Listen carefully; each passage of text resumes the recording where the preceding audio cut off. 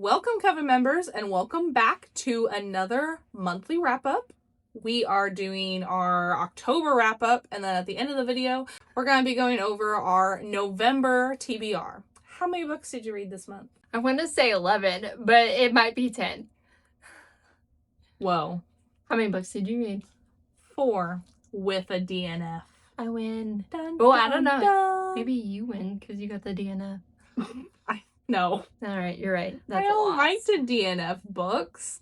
I want to like all my books, and that did not happen. All right, well then you are definitely going to start. Sounds good. First book I read was The Bloody Black by Rhiannon Hargadon. This is an arc for me, and it is a Blackbeard's retelling, but Blackbeard as a female. Really cool concept. So it follows a girl named Anne, and she is a pirate, and her dad was this like infamous pirate, but so her dad is unalived. She is this ruthless pirate that works for a man named Redbeard, who says that her dad owes him a lot of money, so she's working trying to pay off all the debt that her dad owned.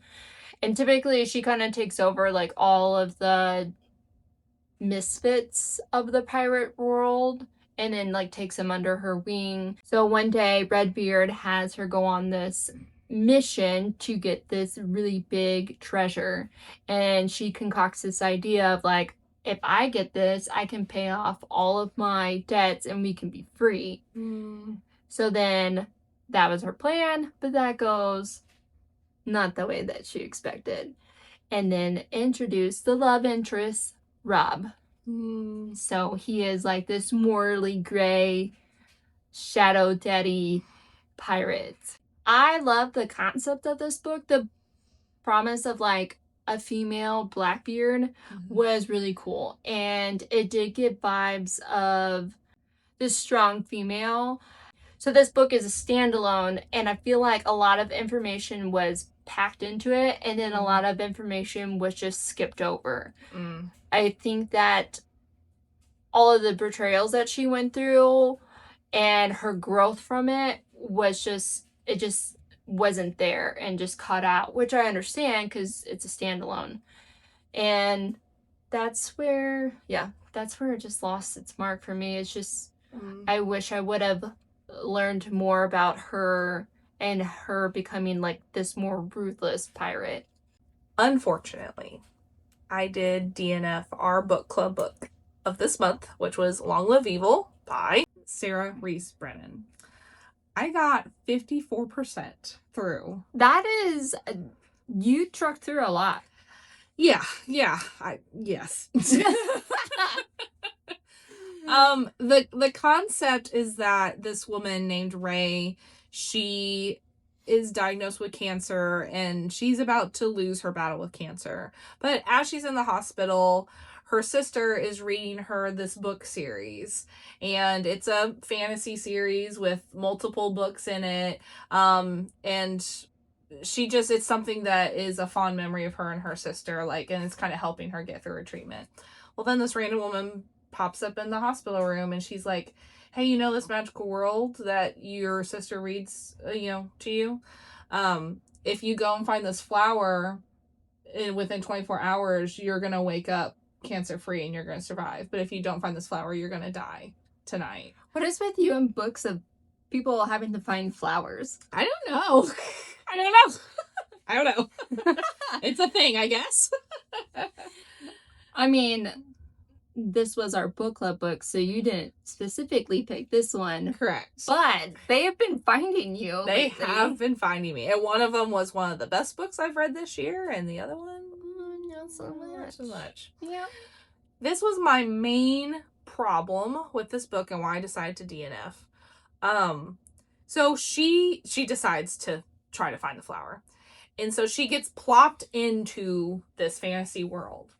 But to me, the way it was written was almost like we should have been familiar with the fantasy world, where we are not. It's not like it's not like being plopped into ACOTAR or anything like it. It's its own made up world, right? And so I just got really confused. And honestly, 3 times before I DNF'd, I went to ChatGPT and I said, can you give me a summary of chapters like 1 through 8? Just to make sure I wasn't missing it, or like see if I'm missing something. And it pretty much relayed back what I knew. But then the second time I did it, it gave me 2 character names that I was like, I don't know who they are. Did you check to make sure that they were actually in the book? No. I didn't. I took ChatGPT's word. You can never do that. Sometimes it gets messed up and it's like... A little bit. That's fine. Well, okay, there was one character that, like, that name did pop up. Mm-hmm. But again, the way that it was, like, I was reading it, I was like, it's talking to me like I should know who this person is, and I don't. I don't know what part they play. Mm-hmm. I guess, like, whenever I have trouble with a book, I'll switch the medium. So I was doing this on audiobook. The audiobook is perfectly fine. The narrators do a great job. But I got to the point that I didn't care anymore. And I didn't even care to, like, pick it up physically and try. I was just like, it's not for me. And that's okay. And that's okay. The concept, again. The concept is really cool. Yeah. I don't know how to fix that for me, because obviously this author can't put you in a different author's... I mean, I guess you could, but probably shouldn't. But anyways, you know. But you know how, like, sometimes with authors, they intentionally leave things out to kind of just fill in the pieces, like, give you, like, little breadcrumbs. Yeah. Do you think that that's kind of, like, the angle that she was going for? It might be. It might be. But it was just too much to... I lost interest. Yeah. Because I will finish a book if I really don't like it. Yeah. I will finish a book if I love it. But if I don't care, that's when I kind of DNF. Mm-hmm. You know what I mean? Yeah. So tell me what logic that says about me. I don't know. But... you're not invested. Yeah. Sometimes, I mean, there's a fine line between hate and love. Yeah. So yeah, not for me. Whoever writes a book is that's an amazing feat. So cheers to her, and hopefully you like it if you decide to read it. It just wasn't for me. The next book that I read was Blood of Hercules by Jasmine Mass. So I immersive read this book, and I'm so glad because I was talking to you about it before I started reading it, and you said that you have hesitated on it just because of a lot of people's conflicting reviews and talking about how it reads kind of like a fanfic. And not that would deter me from reading it or not reading it, but I was just like, well, maybe it'll be easier if I listen to it on an audiobook. And then I found out that Teddy Hamilton is also on it, so I was like, yes, I'm invested now. But I'm also really glad that I did that, because I do think it would have been a little bit hard to read. So did it read like that? Yes. Okay, got it. But I didn't hate it. And maybe that's because I listened to it on audiobook. I was giggling like so hard throughout this book. I loved it. So it's Greek mythology. So this book is about our FMC Alexis, and her sibling, her brother, have grown up in an orphanage, and she didn't know who her parents were. She's lost all memory at the age of 10. So anything prior before her 10th birthday, she has no idea what happened. She just remembers that her parents died of a fire. Okay, so Alexis then finds that she has been summoned to go to a Spartan war academy and go through this trial. It follows Alexis going through this academy, and she has a couple of mentors that help her along the way, and just her personality is very sarcastic, and she just thinks that she's super weak, and she really isn't. And a lot of people don't think that she has a lot of potential, but she does prove them all wrong. And then we have the love interest, and like you said, Alexis is kind of just a common name for God. However, her love interest is Karen, but she calls him Karen sometimes, and that's hilarious. That's awesome. I feel like that point right there is when I was like, yes, I absolutely do love this book so much when she calls him Karen. If you love books about trials, and this book also really does give me vibes of the Book of Azrael. She is way different from Diana, but also I did get vibes of Diana, and the ending is such a big cliffhanger. I know most of these books do, I feel like. She is just gonna like, I know she's just gonna tear some stuff up. There was one complaint about the audiobook though that I want to say is that the audiobook I think like had like 6 different narrators, and I wish that when it was the guy's part, the guy talked. No, it's Geneva Rose all over again. Exactly. But it wasn't always like that through the whole book. Really? Yeah. It was just most of the book. I know. Very, very weird. I didn't get any Teddy until like chapter 9. So, but that's kind of when the book picked up for me. Like, as soon as she got to like the place where she was going to learn how she was going to pass this trial and whatnot, that is when it just took off and I couldn't put it down. I read The Songbird and the Heart of Stone by Carissa Broadbent. This is technically book 3 of her Crowns of Nyaxia series, and it's the first of the second set duology. Mm-hmm. Does that make sense? Yes. Okay. 3 sets of duologies. It is 3 sets of duologies, and then there's 2 standalones in there somewhere. And I explained, I think in the last video, the reading order. Mm-hmm. If you want to see an updated reading order, just let me know. This book, I almost DNF'd. Almost. Now, this book had some things going against it that I want to note. This is about Misha, who is in the first duology, and Azar, who is a prince of the House of Shadow. And it is about them descending into hell. If you recall, I recently read quite a very good book also about descending into hell. Catabasis. R.F. Kuang. Yes. So I was kind of like, oh, I just read something like this. This is happening to you a lot. I know. The first the flowers. Yeah. And now this. So it's about Misha and Azar. Misha kind of goes off on her own at the end of the first set of duologies. And Azar kind of recruits her to go into hell with him because they are trying to resurrect Nyaxia's lover. She is a disciple of... Okay, honestly, I can't remember his name anymore, but it's like the god of the sun, and she was like a disciple, a priest for him. And so he kind of set up this labyrinth so Nyaxia's lover could not be resurrected. And so that's why Azar gets Misha, because she has that power. She has the power of that god that she's a disciple of to open all of the things, because I'm going to insert his name here because I cannot remember the sun god, but we're just calling him sun god because I cannot remember his name. He wants the lover to be resurrected because he is going to be at his weakest, and he wants Misha to kill him for real this time. So that's why she goes down, and that's why she does it, because she's trying to, appease her sun daddy. The problems I had, especially with like the first half of this book, was like the world was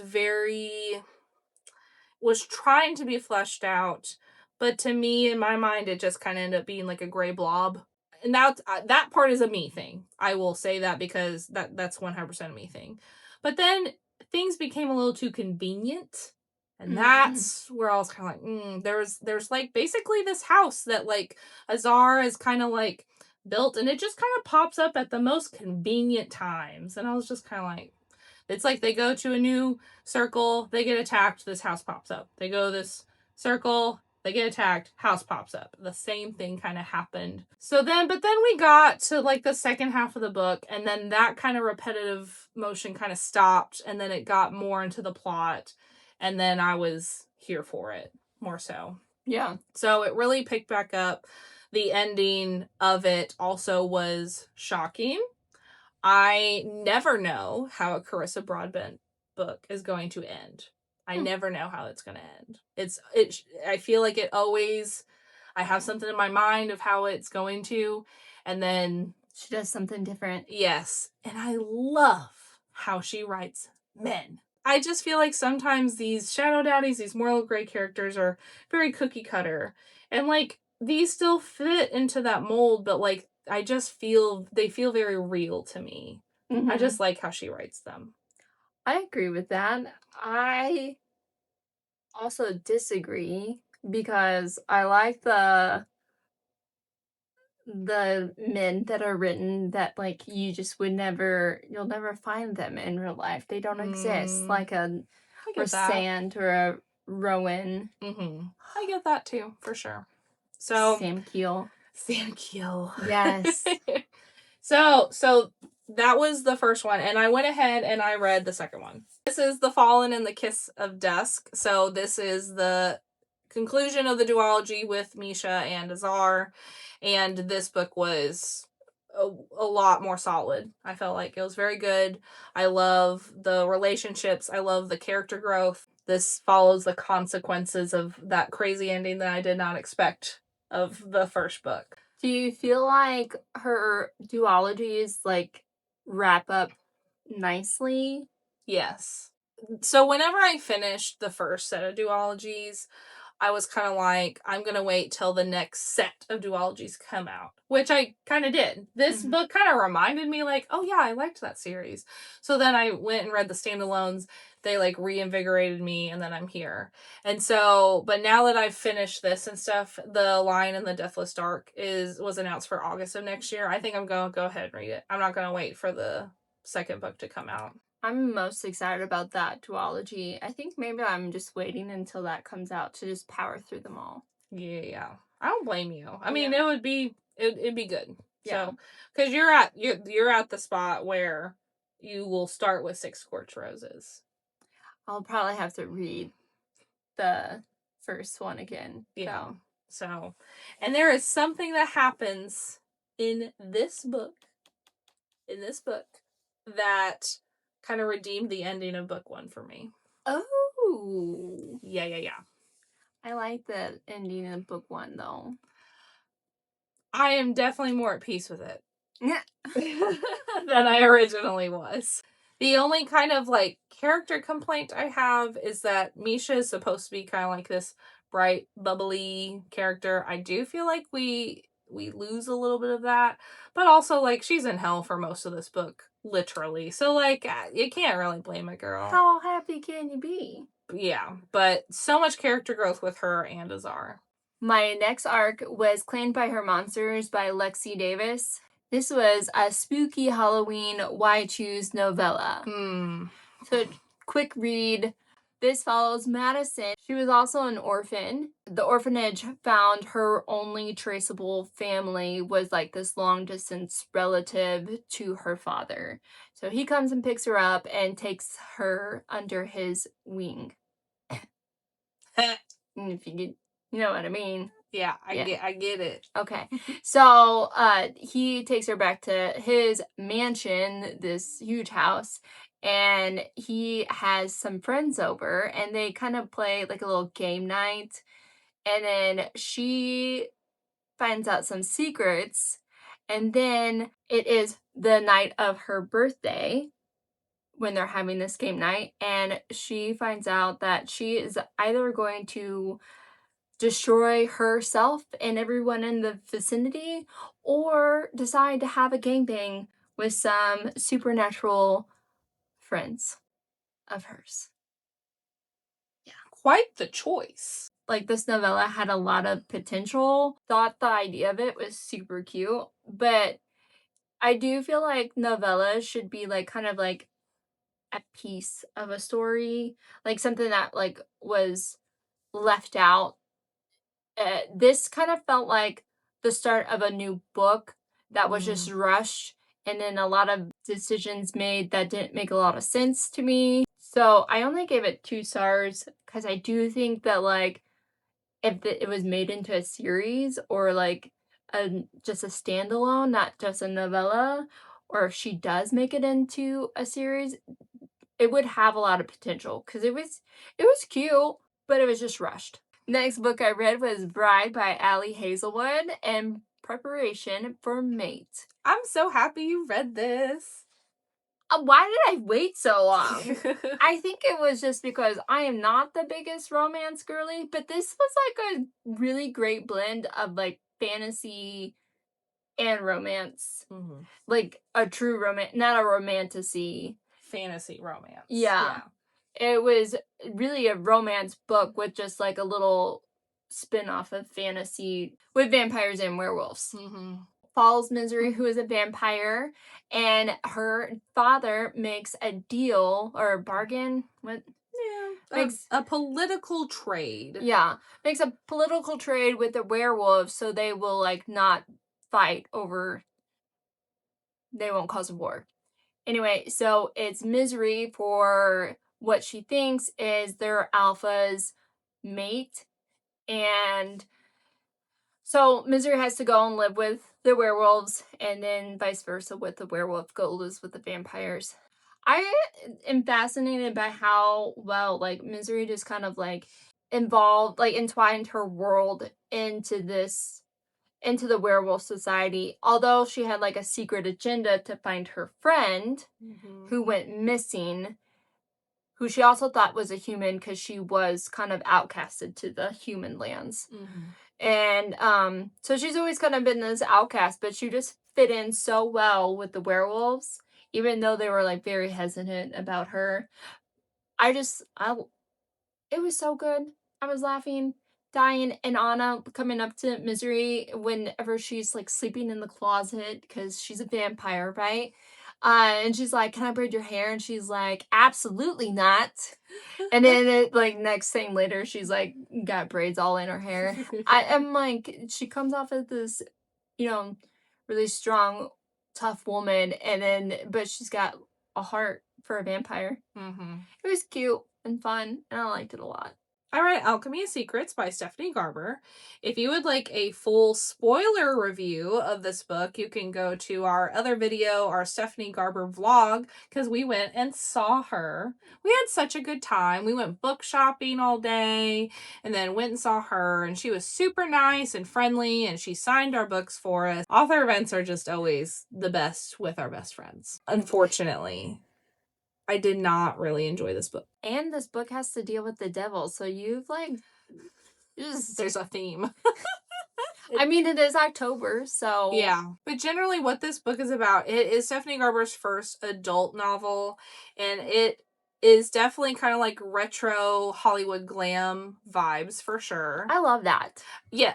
The setting is phenomenal. The Mhm. setting and really feeling like you are in the world, she does an amazing job with, for sure.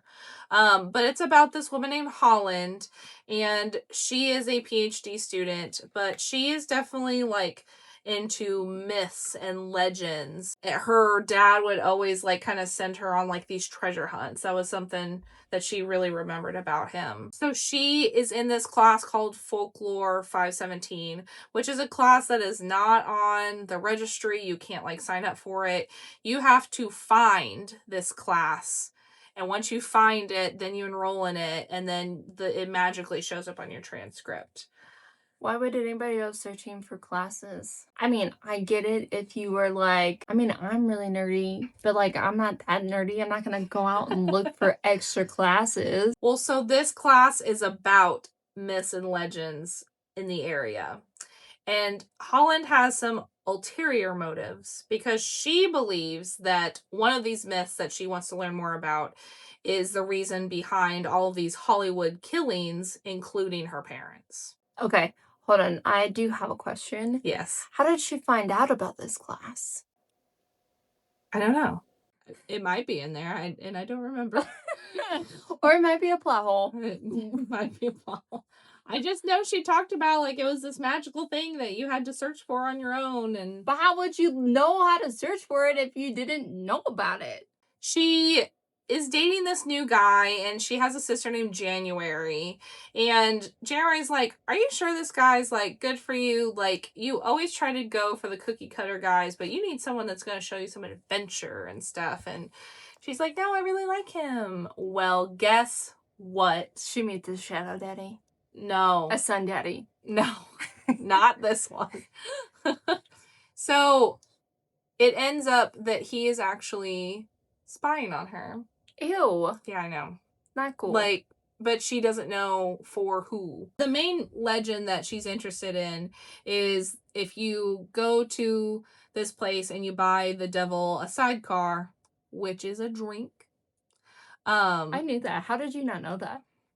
I don't know. I guess we can tell who was the alcoholic of the friends. I was also a bartender for years, so keep that in mind. There you go. Exactly. But you don't know who the devil is or anything. And then if you end up buying the devil a sidecar, he will tell you when you are going to die.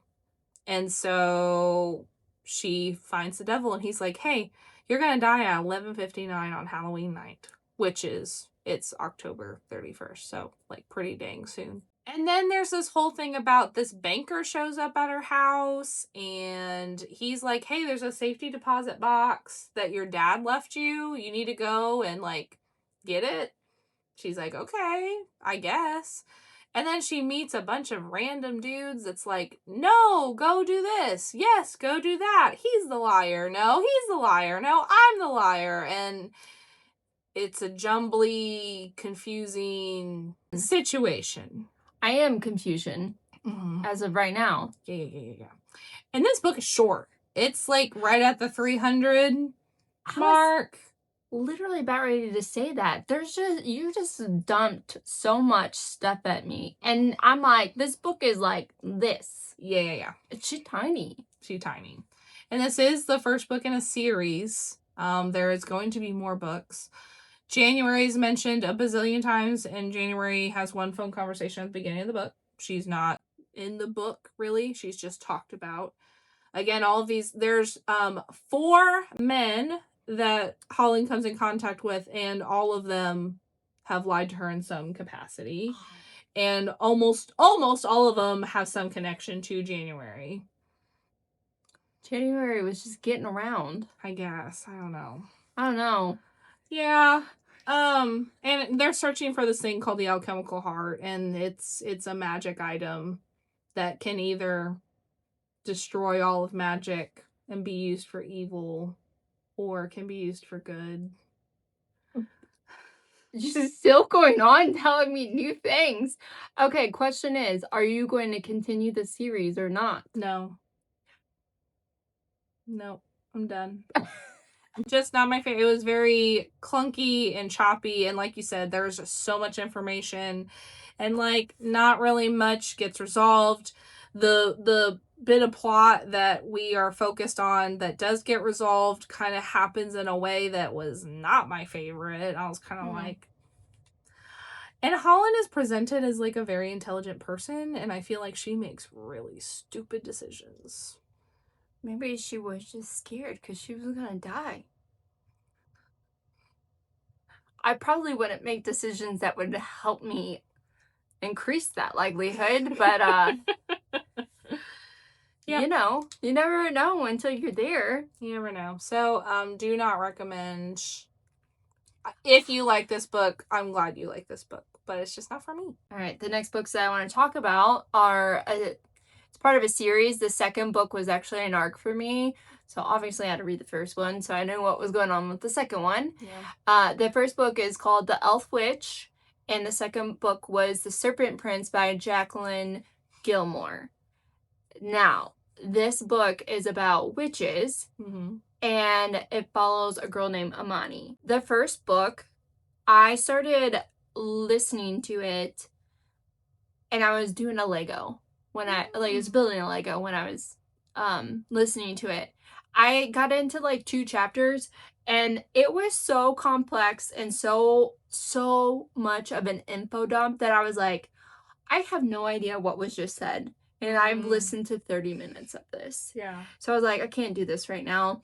I was way too invested in my Lego. Going back to it, I did immersive read it just because I remember how much info that was being dumped into it, that I was like, I'm gonna have to sit down and actually read this to figure out what's going on. So Amani is a witch. She believes that she was born without powers, and she's a hybrid Norn without any powers, and she kind of feels like she's, worthless, and she's not living up to like her name. So her family is really powerful, and her grandmother was really powerful, her sister's really powerful, until her grandmother was dealing with a lot of shady stuff, and it starts off with like her grandmother is gonna be unalived at the stake for being a witch. Yeah, not fun for grandma. But Imani and her grandma like never really got along. She actually really hated her grandma. But her grandma had a lot of plans for Imani that she didn't know. Come to find out, Imani really does have powers, and she has a lot of them. So again, this book has a really cool magic system. It's tattooed based, essentially. Ooh, that's cool. Yeah. So she has these brands. Once her grandmother is unalived, her brands appear. And come to find out, she is very powerful. Her sister has 5 brands. I think the most powerful person has 8. That I don't really know yet on how many brands you can have. So she ends up having 7, but 2 of them are like a different color, and meaning that they come from a different place. So there's a lot of info. They're like the color of these tattoos means something, the shape of these tattoos means something, how many of them mean something. Each one means like divination or, whatnot. There's a lot to unpack, and I did read that originally this book did not have a map or like a glossary. However, when I read it, that map and glossary have been added. That is a really big key, because I don't typically look at the glossary that often. This one I did. Like, there were so many different creatures, like pixies were involved, witches, shifters, a lot of different creatures that you don't typically see in fantasy books, which again, pretty cool, something different. And I got really big gothic whimsical vibes. It did make me feel One Dark Window vibes. Ooh, girl. But way complex. Like, this series is so much. Like, the first half of the book, I had to reread things. And I don't do that often, because I feel like you can kind of get the idea if you do miss something. This one is like, if I missed it, I'm like, who? What? Where are we? Like, it is a lot. And so there's 2 different kingdoms that are fighting each other. Essentially, in this first book, Amani finds out that she has all these powers. There's things called heartmates in them, and that's like your mate, right? She kills hers. Which you find that out in like the first couple chapters. So she's just like, he did her wrong. And that's another thing I want to talk about. This book has read your triggers. So there's these things called fabric events, and the fabric is where all the witches and whatnot, that's where they get their magic from, where that feeds their magic. And whenever she killed her heartmate, it was so much power that she wasn't used to that it caused a fabric event. And then the queen noticed it, and so she was like, I want all the witches in this surrounding area come to the castle, and you're going to be put through a trial. And essentially this kingdom is losing magic, and they don't, like, the people of it, they don't know why they're losing their magic. First book ends on a really big cliffhanger as well. But the second book is out, so it picks up after the trials. Is it duology, trilogy, series? It's a 6-book series. The Throne of Broken Gods by Amber V. Nicole. This is the second book of the Book of Azrael series. I love this book, but I love it so much. This has been my favorite one so far. It is so good. Yeah. So I feel like this book kicks off right up after the first book. The beginning of this book is so good. So good. It is action-packed.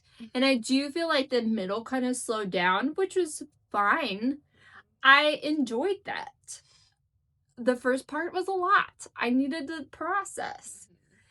But the like last part of this, again, my emotions are about ready to lose it. The fourth book just came out this week.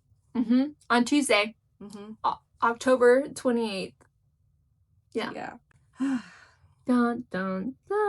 The last book I read was Alchemized by Senlin Yu, and guys, it was so good. Senlin Yu originally wrote a fan fiction of Harry Potter called Manacled, which was Draco and Hermione fan fiction of them like being a couple together. And then they were approached by a publisher and was like, hey, we like love this story. It's super popular. Do you think you can take the Harry Potter out of it and make it its own thing? And they were like, yeah, I sure can. So, and that's what they did. So Alchemized is about Helena, who is an alchemist. And the story picks up where the war between alchemists and necromancers is over. The necromancers have won. The alchemists have lost. And she is captured. And they're trying to figure out why, honestly, that she was kept alive at this point. But she has lost her memories. And so they're like, what are you hiding? Because you were part of the Eternal Flame, the main core of the war movement in the alchemists. And so they're like, you must be hiding something. It's split up into 3 parts. I made a TikTok about it, but I'll briefly explain. Part 1 is present day. Part 2 is the majority of this book, and it is like 3 or 4 years in the past during the war. And then part 3 picks up exactly where part 1 leaves off and gets us back into present day. When I saw part 2 and realized it was in the past, I'm like, oh, is it going to be a bunch of flashbacks here and there? But no. So I liked that personally. I liked that it was 3 distinct parts. But anyway, she gets sent to the High Reeve, and he is in charge of trying to figure out what she's hiding from him. And honestly, that's about all I want to tell you. Yeah. About it. Like, as far as, like, the plot goes. Part 1, and again, part 1 and part 3 are very short in comparison to part 2. Part 1 is a lot of information. It's a lot of world building. And I did, like, basically a chapter a day just to really, like, absorb the information. Also, just like you said earlier, I had started this book on audiobook and then realized, nope, I can't do that. So I actually took a little break, like a 2-week break, and then I started eyeball reading it. I had to eyeball read it. The audiobook was great. No complaints about it. It's just so much information. Yeah, so basically part 1, I kind of did a chapter a day, just really, like, absorbing the information and everything. But then once part 2 hit, I couldn't put it down. Literally. When I had a break at work, when I was at home and supposed to be doing other things, like, I stayed up late. I value my sleep. I am not someone that stays up till 2 a.m. reading. And I did not stay up till 2 a.m. reading this, but I stayed up late for me most nights reading this book. Yeah. It was really, really laundry good. Was not done for a whole month. No laundry. Yeah. It took, even with my 2-week break, it took me exactly a month to read this. This book is 1,040 pages. Yeah. But she's thick. She's thick and she's heavy. She's heavy. She is heavy. but I wouldn't want it any shorter. Legitimately. I love E. Schwab. She's probably my favorite author. But I said, yeah, Addie LaRue probably could have been a little bit shorter. Yeah, Barrier Bones probably could have been a little bit shorter. Not this book. Mm-hmm. Nope. It needs 1,040 pages.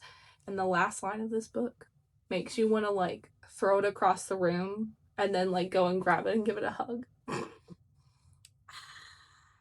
Yeah. Those endings make me mad and sad, but those are the good ones. Mm-hmm. Those are the good ones. Yes. So would you say that it is like a happily ever after ending? That's really hard to answer. Mm. That's I curious. wouldn't say happily ever after, but it is not, like, I feel like with the romance aspect, some people say, is it happily ever after or is it tragic? And I wouldn't call it either of those in that sense. But I I was happy with the ending. Okay. If that I guess you more or less, like, does it wrap and then, like, yes, it wraps it in a pretty little bow. but, like, in a satisfying way. Yes. Okay. I was very satisfied with this book. Mm-hmm. I feel like Sin Yu is an author to really look out for in the future if they continue writing. Because, I mean, you are better at finding plot holes than me. But, like, I can't think of anything that I'm still like, well, they didn't explain this, or this didn't get explained. Like, I can't think of anything like that. Let me read it. Read it, please. I will. She's thick, though. She's thick. I have too many arcs. She's on my list. This is definitely a book that you will need to read your trigger warnings, your content warnings. It is, I know it's for sure published in the back of the book. I think it's published in the front of the book too, but it's definitely something to, look at. I read things in this book that I haven't read in books before, so it was a little jarring, but, like, hard to read. Yeah, hard to read for sure, but I mean, I handled it okay, you know, but not every reader will be able to. So. Yeah. You know your triggers, so definitely be knowledgeable. Go. I'm sure, like, I don't know if she has a website, but most authors have trigger warnings on their website too. Mm-hmm. So. Yeah, and like I said, it is published in there. Is this a standalone? This is a standalone. I can see the potential of, like, other stories being written in this world, but there is not, like, a loose thread that was intentionally left of, like, there won't be a sequel, in my opinion. Yeah. I don't think a sequel is in the works. It's more so just maybe in the same world. Okay. Potentially. So, which, that part I wouldn't really mind too much. That, I think the world that they built was incredibly interesting. So, but this is definitely a book to kind of take your time with, not just because of the length of the book, but just because of the content and everything. It's a book to be savored, not rushed through. Mm-hmm. But yeah, I honestly, when I picked this up, I was like, this is a hype book, because I know so many people loved Manacled. I did not read Manacled, by the way. You do not have to. Actually, while I was doing stuff around the house today, I was listening to another booktuber reading Manacled. Ooh. And because I wanted to know what the differences were.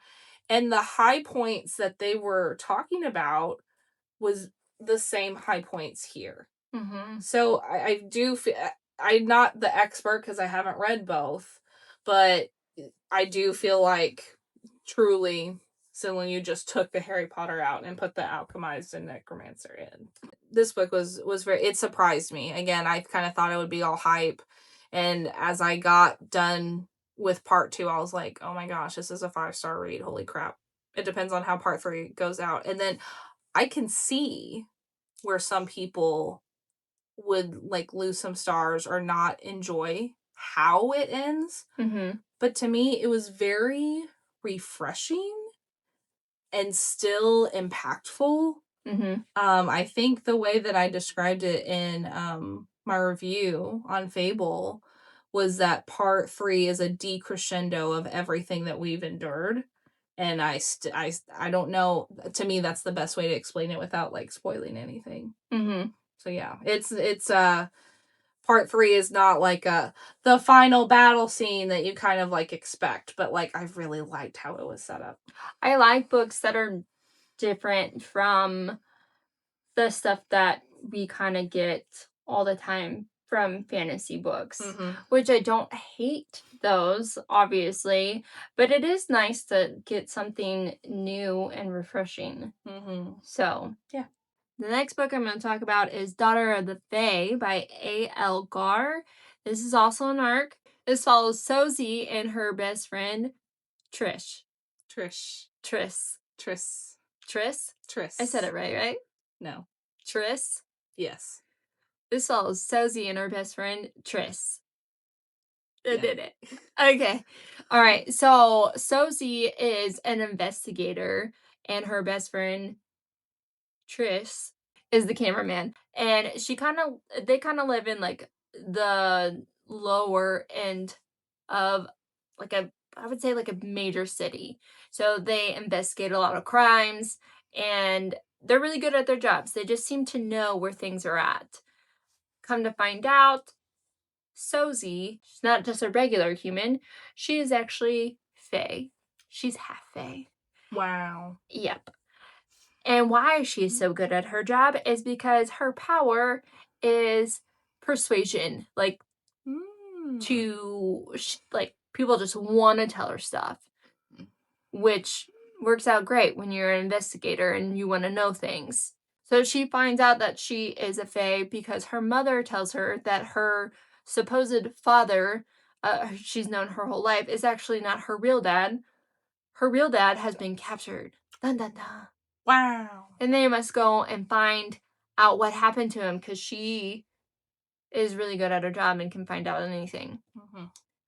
Next thing you know, they now have a new friend who is full-blooded fae from a different world to come and help him because her dad was actually like high full-blood fae, but just moved to the human world because he had a child that he wasn't involved in her life. So this just follows their story of how like Sozie finding out where her father is.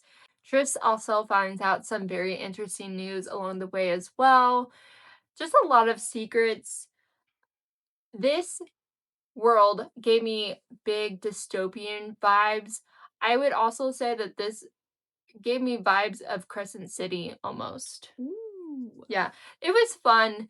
I really did enjoy it. Again, the ending ended on a cliffhanger.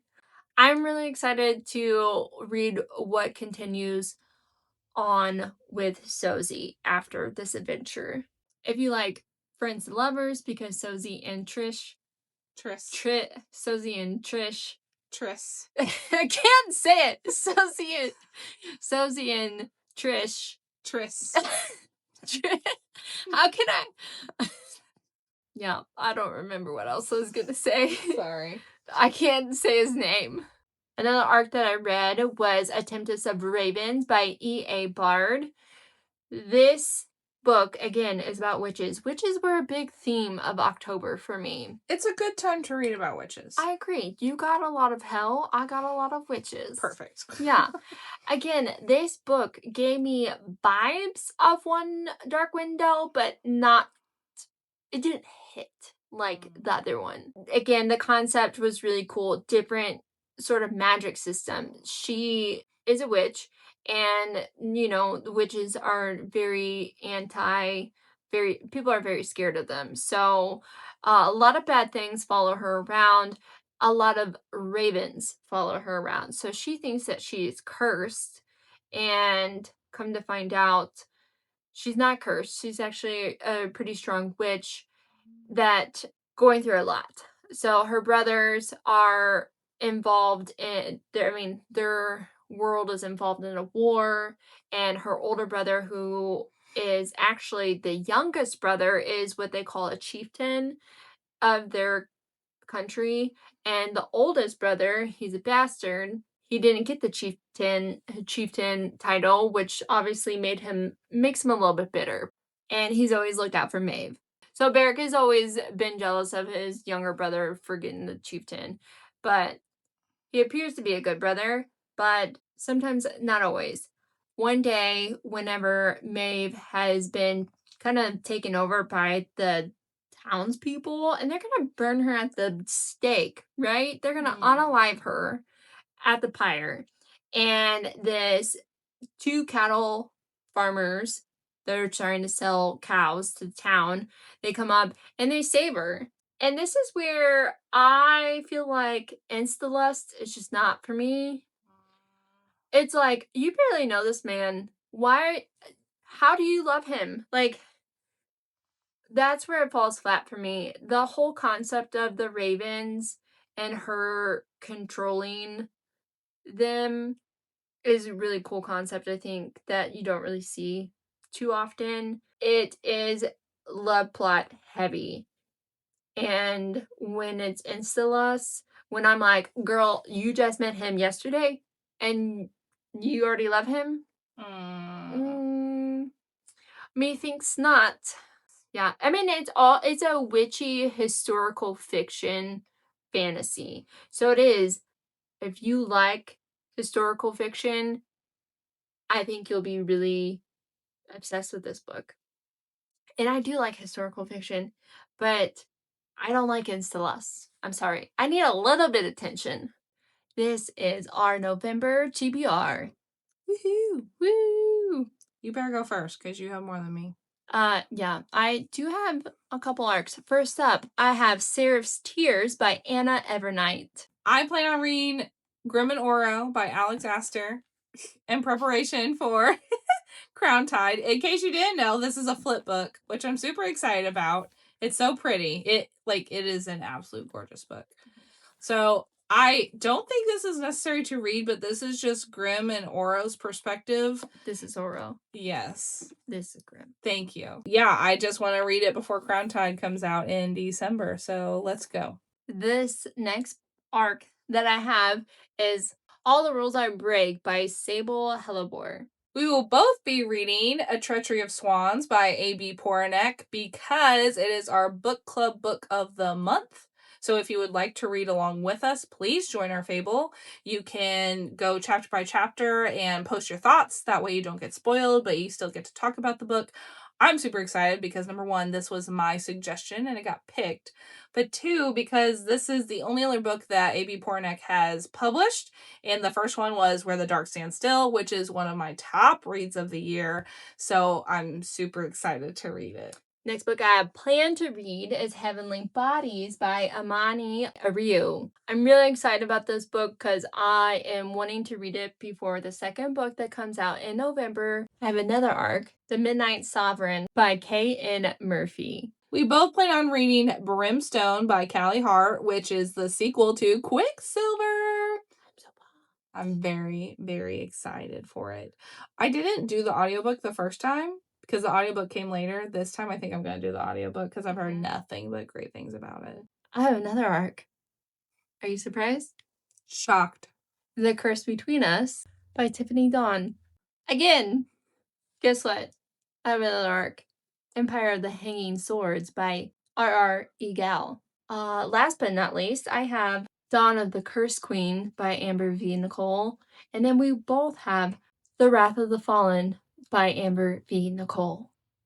I'm starting The Wrath of the Fallen tonight. So how many books did you read in October? And what are your plans in November? What do you plan on reading? There's a lot of good books coming out in November again. Why all these new good books need to hold their horses? Yeah, we need to spread them out for sure. I was looking at 2026 releases. I have like 3 books coming out in April. 3 or 4 coming out in April. Thanks for hanging out with us. Happy reading. We'll see you soon. Bye. Happy holidays. Have a good Thanksgiving. Happy Turkey Day. Gobble, gobble. Gobble, gobble.